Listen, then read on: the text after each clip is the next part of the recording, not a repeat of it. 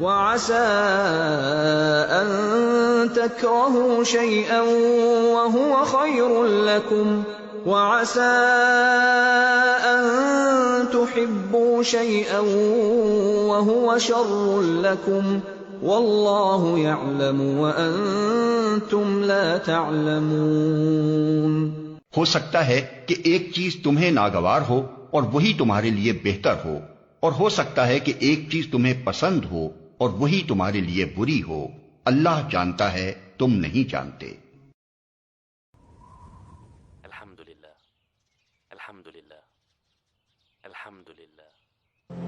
السبب الأول للموت في العالم ليس السرطان، ليس القلب، ليس ضغط الدم، ليس السكر، ولكن الاسترس، الضغوط النفسية. إن مع العسر يسر وإن مع العسر يسر. طبقوها، لا تخف إن الله معنا. طبقوها.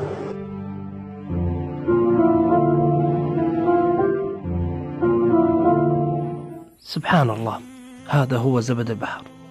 تخيلوا لو كان هذا الزبد هو ذنوبك، يمحيه الله إذا قلت هذا الذكر. اسمع، يقول صلى الله عليه وسلم: من قال سبحان الله وبحمده في اليوم 100 مرة حطت خطاياه وإن كانت مثل زبد البحر.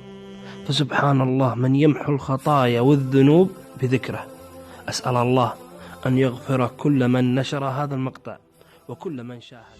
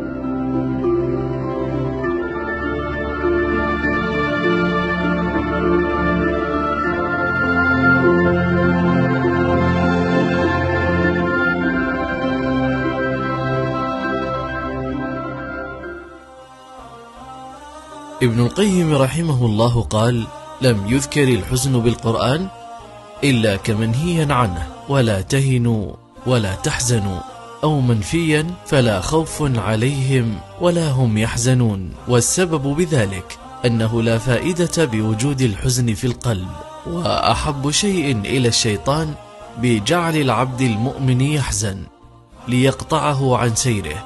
الرسول صلى الله عليه وسلم استعاذ بالله من الحزن، لذا يقول ابن القيم رحمه الله: الحزن يضعف القلب ويوهن العزم والإرادة، ولا شيء أحب إلى الشيطان أن يحزن العبد المؤمن. لذلك افرحوا وتفاءلوا وأحسنوا الظن بالله، وثقوا بما عند الله وتوكلوا عليه، وستجدون السعادة والرضا في كل حال.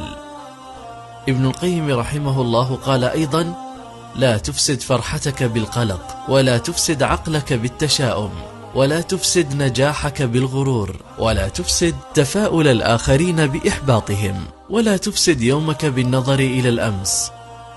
إذا تأملت بحالك لوجدت أن الله أعطاك أشياء دون أن تطلبها، فثق أن الله لم يمنع عنك حاجة رغبتها إلا وكانت لصالحك. من الممكن أن تنام وأبواب الجنة تفتح لك بسبب أدعية دعيت لك بالنيابة عنك. سبحان الله، ربما كانت من شخص فقير ساعدته بالماضي، أو شخص حزين أسعدته، أو شخص عابر وابتسمت له، أو شخص مكروب نفست عنه. فلا تستهتر أبدا بفعل الخير. ابن السعدي رحمه الله قال: الحياة قصيرة، فلا تقصرها بالقلق والهم والغم والحزن. لذلك كن صاحب قلب يتنفس السعادة والرضا. جعل الله أوقاتكم سعيدة، وغفر الله لنا جميعا. الأشياء أيها الإخوة التي ينبغي أن يعتقدها أو ينتبه لها كل طموح: لا تنتظر تقدير الآخرين، لا القريب ولا البعيد. إن الباحث عن رضا الجميع باحث عن الشقاء الدائم. فإذا كنت تعرف نفسك فلا يضرك مدح الناس أو ذمهم. قال سفيان رحمه الله: من عرف نفسه لم يضره ما يقول الناس عنه مدحا أو ذما. ولهذا يا أخي الكريم كفاك صراخا وعويلا: لماذا لا يقدرون الناس؟ لماذا يصرون على تجاهلي؟ اجعلهم يعترفون بك من خلال أعمالك. من الأشياء التي ينبغي أن يحرص عليها أصحاب الطموح استكمال المشوار حتى النهاية. كثير من حالات الفشل كانت لأناس لم يعرفوا كم هم قريبون من النجاح.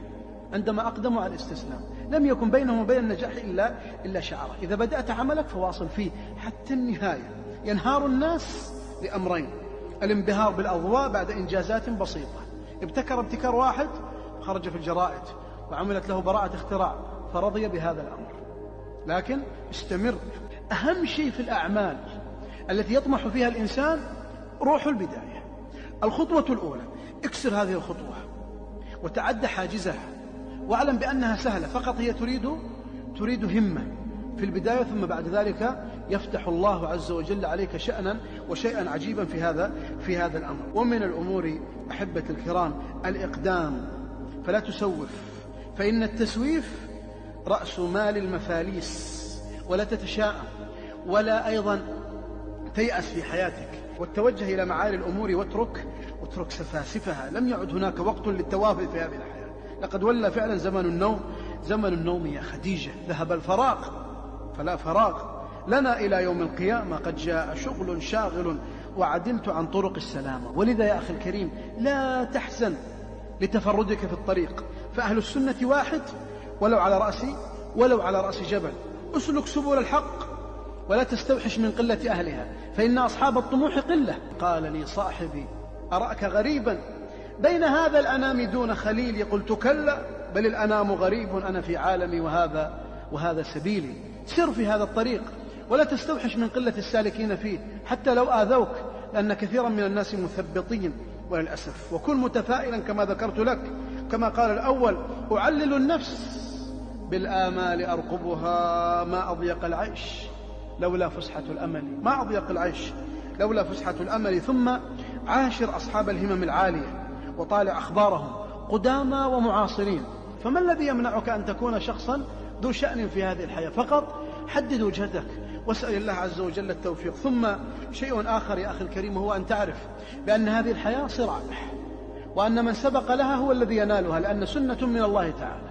ثم من الأشياء التي ينبغي أن ننتبه لها أن نحرص على إيماننا وأن نقوي إيماننا وعلاقتنا بالله. إنك لن تنال السعادة ولا التوفيق في هذه الدنيا إلا إذا كان الله معك، وإن السعادة الحقيقية هي الأنس بالله تعالى والقرب من الله سبحانه وتعالى. عندئذ تجد التوفيق في كل شؤون حياتك. إذا لم يكن عون من الله للفتى فأول ما يجني عليه اجتهاده، فإذا ما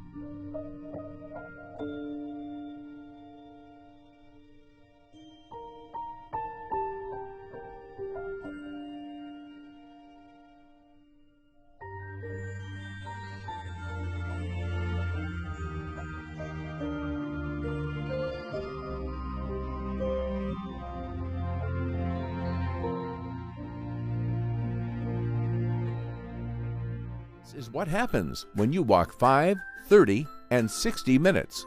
Do you know walking is one of the world's best medicine? It's one of the most overlooked activities that's extremely beneficial to your health. Today there are so many means of transportation that have taken the place of walking. They allow us to take less and less steps each day, and that's not good. It's critical for us to walk more. Those overlooked steps are essential for our overall health and wellness. Look, you should know that the body creates chemical changes the longer you walk. Once you realize these benefits, you'll be inspired to walk more. The good thing is, there are a whole lot of opportunities for us to walk every single day. You can decide to walk to the grocery store instead of drive, or walk to lunch instead of taking the wheels. Right now, we're going to explore how walking for 5, 30, or even 60 minutes can transform your health and make you feel great. Sounds good? Let's get to it. What happens when you walk for 1 to 5 minutes? The moment you step out of the door to take your first steps, your body will release energy-producing chemicals to fire you up for the walk. When you start walking, your heart rate will increase from 70 to 100 beats per minute. This beneficial change warms the muscles and boosts blood flow. You'll also find that stiffness reduces, and this is all thanks to the lubricating fluid that your joints produces. This will help you move more easily. At this point, your body starts to burn up to 5 calories per minute. Fats and carbohydrates will be used as fuel to burn energy. 6 to 10 minutes. At this time period, your heartbeat goes all the way from 100 to 140 beats per minute, and you'll start burning up to 6 calories per minute. Right now, your blood pressure will spike up a little, but still gets countered by the release of chemicals that expand blood vessels. This then supplies more blood and oxygen to working muscles. Look, as you walk more, your body, heart, and cardiovascular system will have what it takes to maintain resiliency, and your blood pressure lowers in the long run. 11 to 20 minutes. Right now, your body temperature increases, and that's a good thing. Why? Well, it's primarily because you begin to sweat, and the blood vessels near the skin expand to release heat. As your walk becomes more intense, you'll burn up to 7 calories per minute and breathe deeper than before. At this point, 2 hormones, epinephrine and glucagon, rise to fuel your muscles.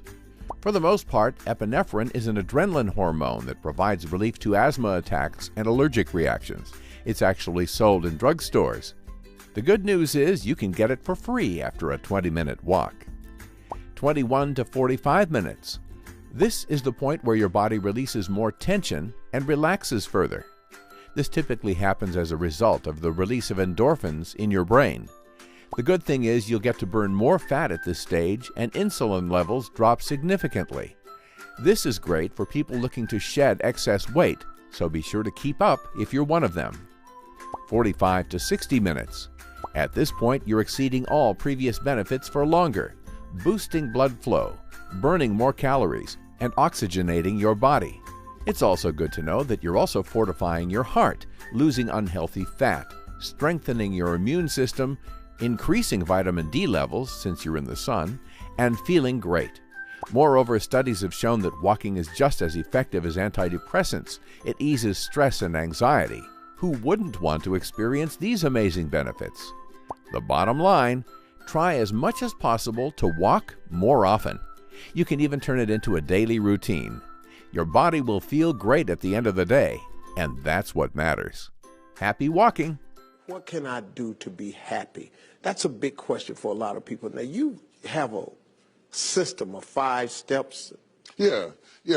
I've written 5 simple steps that really helps no matter who you are, what walk of life you're in. Number 1, you have to own your own happiness. Take it away from other people demanding that they make you happy. Your kids are not going to make you happy. Your spouse is not going to make you happy. A big house is not going to make you happy.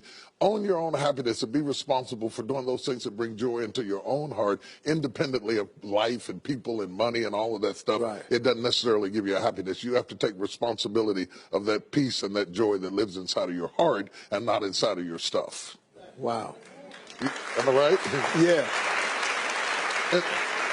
And the second thing that I think people need to do is challenge their own story, because people torment themselves by how they see their life. They've told themselves a story as if it were the truth when it is really a perspective truth. And sometimes you've narrated a story that you beat yourself to death with. Challenge your own story. Change the way you talk to yourself about who you are and what happened to you and what you're going to do in your life. You wrote the script. Change the story. Change the dialogue. You can, am I right? You know? Yeah.